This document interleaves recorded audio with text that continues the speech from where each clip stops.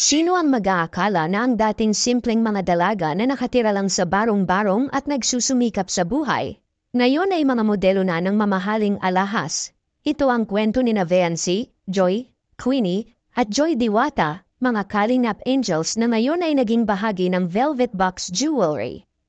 Bago natin pag-usapan ang kanilang transformation, balikan muna natin ang kanilang buhay noon. Sina Vency, Joy, at Queenie ay dumaan sa maraming pagsubok, simple lang ang kanilang buhay. At karamihan sa kanila ay sanay sa hirap, tulad ng paglalabada at iba pang gawain para makatulong sa pamilya. Pero dahil sa kanilang pagsusumikap at sa suporta ng Kalingap community, unti-unting nagbago ang takbo ng kanilang buhay. At ngayon, isang bagong milestone ang kanilang narating sa pamumuno ni Kalingap Rab, ginawang models ng Velvet Box Jewelry ang Kalingap Angels sa kanilang suot na mga mamahalin at magagandang damit. Mas lalo nilang pinatunayan na kaya nilang dalhin ang anumang hamon sa buhay mula sa simpleng pamumuhay hanggang sa pagiging eleganteng modelo sa harap ng kamera. Isa sa pinaka-nakakabilib ay si Joy Diwata. Kahit ito ang unang beses niyang rumampa sa entablado sa harap ng maraming tao, ibinigay niya ang kanyang pinakamagandang performance.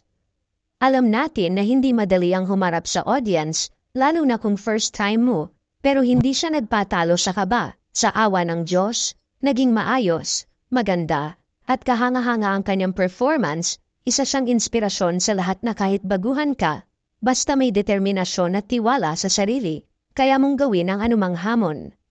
Talagang nakakatuwang makita kung paano nagbago ang buhay ng mga Kalingap Angels. Dati, simpleng mga dalaga lang sila na nangangarap ng mas magandang buhay, at ngayon, naabot nila ang isa sa mga pangarap na ito. Ito ay patunay na walang imposible basta may sipag, tiyaga, at pananalig sa Diyos.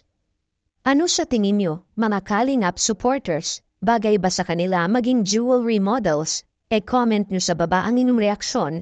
Huwag kalimutang mag-like at mag-subscribe para sa iba pang Kalingap updates. Hanggang sa susunod nating reaction video. Maraming salamat. At yun nga guys, no, hanggang dito na lang ating reaction video mga idol. No? At kung hindi po pala kayo nakasubscribe, please subscribe na rin po at paki-like and share na rin po ang mga videos natin.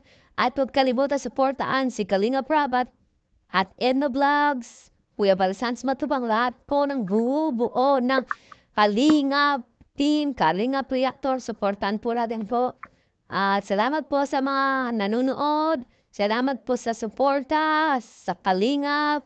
Hanggang dito na lang guys ang ating reaction video. Bye-bye and good luck and see you to my next reaction video. Mwah mwah chup chup.